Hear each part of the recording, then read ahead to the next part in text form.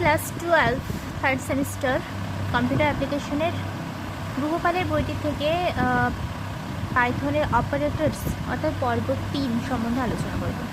প্রথমে পাইথনের অপারেটর সমূহ। তাহলে পাইথন অপারেটর বলতে কি বুঝি? পাইথন অপারেটর হলো পাইথন প্রোগ্রামে গণিত এবং লজিক সংক্রান্ত যে সমস্ত হিসেব নিকেশ করার জন্য যে সমস্ত চিহ্ন আমরা ব্যবহার করে থাকি সেগুলোই পাইথন অপারেটর। অর্থাৎ পাইথনে আমরা যে সমস্ত চিহ্নগুলো ব্যবহার করে থাকি গণিতের জন্য সেটাই অপারেটর, সেগুলোই হচ্ছে অপারেটর। যেমন এখানে এ প্লাস বি, এখানে প্লাস যেটা এটা একটা চিহ্ন, এটা হচ্ছে অপারেটর। আর এ বি এই দুটো হচ্ছে অপারেন্ট, এই দুটো হলো অপারেন্ট।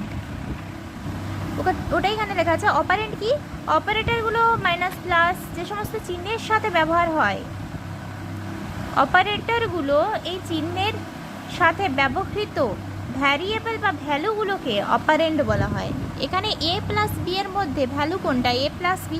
এ প্লাস বি হলো অপারেন্ট, আর প্লাস যে চিহ্নটা ওই চিহ্নটা হচ্ছে অপারেটর। অর্থাৎ চিহ্ন যেগুলো থাকবে সেটা অপারেটর, আর চিহ্ন বাদ দিয়ে যেগুলো থাকে সেটা হচ্ছে অপারেন্ট।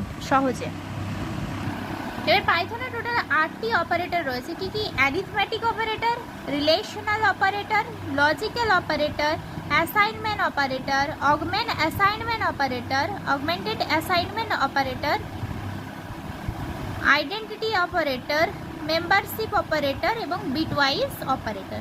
তাহলে অ্যারিথমেটিক অপারেটর কোনগুলো? অ্যারিথমেটিক অপারেটরে জাস্ট যোগ বিয়োগ গুণ ভাগ, এগুলো হচ্ছে অ্যারিথমেটিক। ম্যাথমেটিক্যাল দিক থেকে যেগুলো রয়েছে সেগুলো হচ্ছে অ্যারিথমেটিক অপারেটর, এটা সংখ্যা নিয়ে কাজ করবে। এবার অ্যারিথমেটিক অপারেটর যেটা, সেগুলো হচ্ছে ওটা দু প্রকার, একটা ইউনারি একটা বাইনারি। ইউনারি তাহলে কি? একটি সংখ্যার সাথে বসে। ইউনারি মানে হচ্ছে একটা সংখ্যার সাথে যদি বসে সেটা হচ্ছে ইউনারি। যেমন প্লাস, প্লাস তো একটা অপারেটর। +5 -5 +2 -3 এরকম যদি বসে তাহলে সেক্ষেত্রে ওটা হচ্ছে ইউনারি। আর বাইনারি বলতে দুটোর মধ্যে, যেমন a plus B, B minus C, C plus A, এটা হচ্ছে বাইনারি। অর্থাৎ দুটো অপারেন্ট থাকবে, দুটো অপারেন্ট। ওকে, এটা হচ্ছে অ্যারিথমেটিক অপারেটর। যেমন good plus morning, good morning, good plus morning, এটা হচ্ছে বাইনারি, কিন্তু এটা বাইনারি হবে। যদি প্লাস মর্নিং থাকতো তাহলে সেটা হয়ে যাবে ইউনারি, একটাই আছে। প্লাসের ক্ষেত্রে এটা, তারপর মাইনাসের ক্ষেত্রে এরকম করা হয়। -3, সরি এটা গুণেরটা দেখিয়েছি। বাই ওপরে যদি 3 দেই তাহলে সেক্ষেত্রে বাই বাই বাই 3 বার আসবে। তারপর দশমিক যুক্ত ফলাফল আসবে এই চিহ্নটার মাধ্যমে, স্ল্যাশ, যেটাকে এক কথায় স্ল্যাশ বলতে পারো। এবার রয়েছে শতকরা। শতকরা বলতে পার্সেন্টেজ। পার্সেন্টেজে যদি 5% লিখি তাহলে এক্ষেত্রে ভাগশেষ যেটা 1 ভাগশেষ 1 আসবে, ওই একটাই কিন্তু এখানে উত্তর। এবার যদি দুটোই চিহ্ন থাকলে এর মানে হচ্ছে যদি 5 এর পরে দুটো চিহ্ন দিই তারপরে 2 লিখি তাহলে সেক্ষেত্রে দুবার 5 5 25, অ্যান্সার আসবে 25। এবার যদি 3 বার দিয়ে 3 লিখি তাহলে 3 বার এরকম 5কে 5 × 5 × 5 × 5, সরি 5 × 5, 3 বার 5-এ গুণ করব, 5 5 25, 25 5 125, এইভাবে হবে। এই যে ইউনারি অপারেটর, মূলত দুটি ইউনারি অপারেটর, ইউনারি প্লাস এবং মাইনাস, এটা মূলত দুটোই অপারেটর রয়েছে। ইউনারি অপারেটরের মধ্যে মূলত দুটো রয়েছে, প্লাস মাইনাস। যেমন -x -10 +x +10, এভাবে। প্লাস তো আর আগে লিখি না, শুধু 10 লিখে দিই। এবার বাইনারি ক্ষেত্রে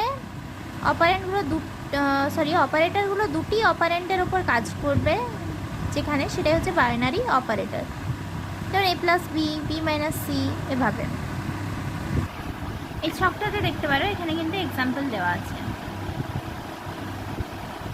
সাবট্রাকশন, বিয়োগের ক্ষেত্রে কি করেছে?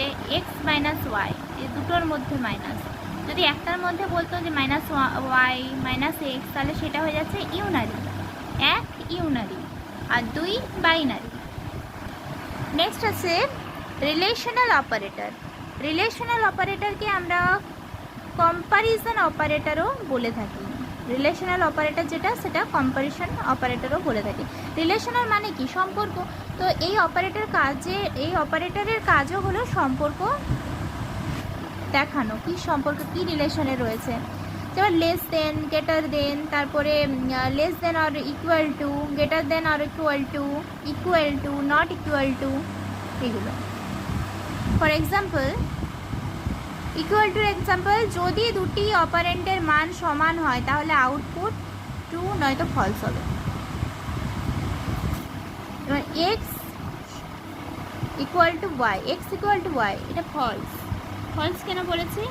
এক্সের মান কোথায় দেওয়া আছে? এক্স, আচ্ছা এক্সের মান এখানে 20 আছে, ওয়াইয়ের মান 10 আছে, তাহলে 20 কি 10-এর সমান? নিশ্চয়ই না, 10 তো অনেক ছোট, 20 অনেক, 10-এর থেকে 10-এর ডবল 20 হয়ে যাচ্ছে। 10 + 10 20। তো সেই জন্য এখানে বলেছে এই দুটো কি সমান? সমান নয়, সেই জন্য এখানে ফলস এসেছে। এবার নট ইকুয়াল টু, যেটা নট ইকুয়াল টু অ্যাকচুয়ালি যদি দুটি অপারেন্টের মান অসমান হয় তাহলে আউটপুট ট্রু নয়তো ফলস হবে। যদি অসমান হয় তাহলে ট্রু হবে, আর যদি অসমান না হয় তাহলে কিন্তু ফলস হবে। যেমন x not equal to y, সত্যি তো এক্সের মান 20 ছিল এবং ওয়াইয়ের মান কত ছিল? 10 ছিল, এই দুটো তো সমান নয়, সেই জন্য এখানে ট্রু এসেছে। বাকিগুলো দেখে নাও। গ্রেটার দেন চিহ্ন, যদি বাম দিকের অপারেন্টের মান ডান দিকের অপারেন্টের থেকে বড় হয় তাহলে আউটপুট ট্রু নয়তো ফলস হবে। এক্সের মানটা যদি বড় হয় ওয়াইয়ের থেকে তাহলে ট্রু হবে, নয়তো ফলস হবে। এক্সের মান কত ছিল? 20 ছিল, নিশ্চয়ই ওয়াইয়ের থেকে বড়, ওয়াইয়ের মান 10 ছিল, সেই জন্য ট্রু এসেছে। এবার লেস দেনের ক্ষেত্রে ওয়াইয়ের মানটা বড় হতে হবে। ওয়াইয়ের মানটা কি 10-এর থেকে মানে এক্সের থেকে বড় ছিল? বড় ছিল না, সেই জন্য ফলস এসেছে। এবার greater than or equal two, যদি বাম দিকের অপারেন্টের মান, যদি বাম দিকের অপারেন্টের মান ডান দিকের অপারেন্টের মানের সমান,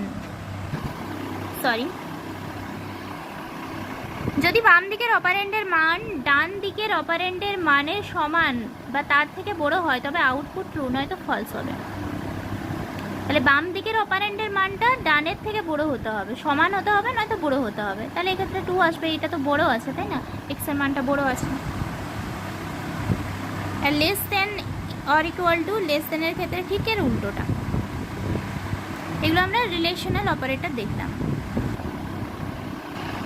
এরপরে রয়েছে অ্যাসাইনমেন্ট অপারেটর। অ্যাসাইনমেন্ট অপারেটর একটাই রয়েছে, সেটা হচ্ছে ইকুয়াল টু বা সমান সমান যে চিহ্নটা। এর দ্বারা বাম দিকের অপারেন্টে ডান দিকের অপারেন্টের ভ্যালু অ্যাসাইন করা যায়, মানে দুটোই সমান হবে, অর্থাৎ এক্স সমান সমান ওয়াই।